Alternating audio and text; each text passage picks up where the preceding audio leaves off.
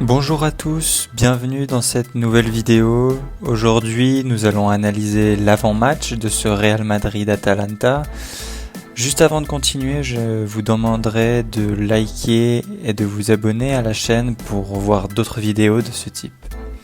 Alors le match aller s'était soldé par une victoire 1-0 du Real avec ce magnifique but de Ferland Mendy. On avait pu voir un Real très peu habile dans les derniers mètres pour aller marquer malgré l'infériorité numérique des Italiens. Ce n'est pas une surprise, ce manque de buts, c'est un problème qui est là depuis maintenant un bon moment. Alors voilà en 2 mots pour le match aller. Dans l'absolu, le Real est globalement dans un bon moment, tout comme l'Atalanta, malgré qu'ils aient perdu de justesse contre l'Inter. Alors dans cette vidéo, on va voir ce qui a pu changer depuis le match aller. Dans les 2 effectifs, on analysera les joueurs clés de cette rencontre et on finira la vidéo par des petits pronostics. Alors voyons tout de suite l'état de forme des 2 équipes. Du côté italien, l'Atalanta a gagné contre la Sampdoria et Crotone de bonne manière en marquant beaucoup de buts, 5-1 et 2-0. Ils ont ensuite fait un bon match contre l'Inter de Milan. Ils ont perdu 1-0 mais le niveau était là globalement. En plus de ces résultats, il faudra prendre en compte l'expulsion du match aller.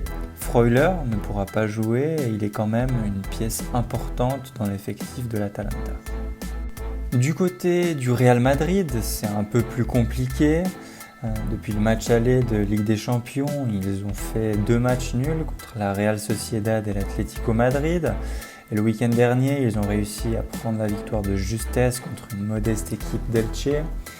De plus, on a pu remarquer que ça fait un moment que les résultats que le Real obtient maquillent en quelque sorte l'absence de jeu pendant les matchs.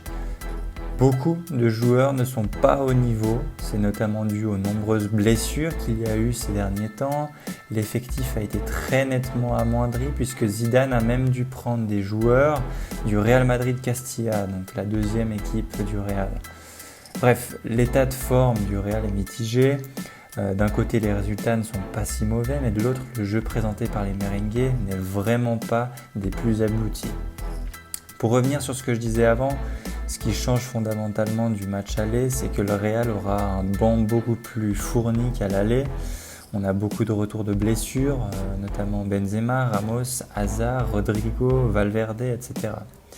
Ces joueurs ont pu reprendre leur marque en jouant des matchs, pour certains des parties de match, donc théoriquement Zidane devrait être plus serein sur ce point-là.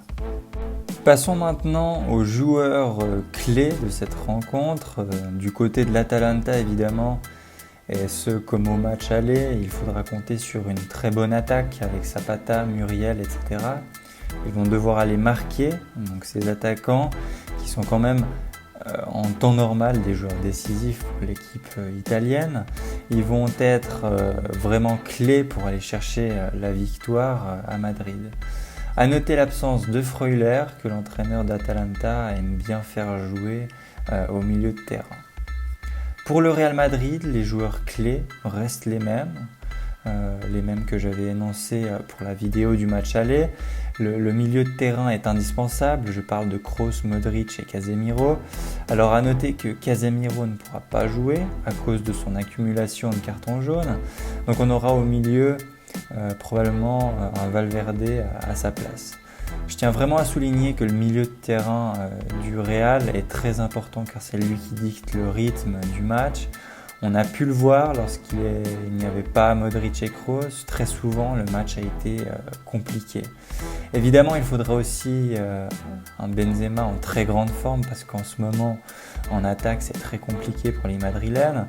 Donc voilà, en tout cas, pour moi, les cadres, encore une fois, seront très importants pour aller chercher la victoire. Pour finir la vidéo, je vais donner mon avis sur la rencontre avec un petit pronostic et d'ailleurs je vous laisserai donner le vôtre dans les commentaires. Alors selon moi, le Real va passer. Pas forcément facilement car on a pu le remarquer, aucun match n'est facile pour les Madrilènes, mais je pense que le Real est un cran en dessus au niveau de l'expérience dans ces événements, donc je ne pense pas que l'Atalanta pourra créer la surprise, d'autant plus que Ramos est de retour et ça garantit quand même une défense beaucoup plus sereine, même si Nacho a été très impressionnant ces derniers matchs. Donc petite piécette sur le Real, je vous laisse donner votre avis dans les commentaires et sur ce, je vous dis à la prochaine et surtout un très bon match.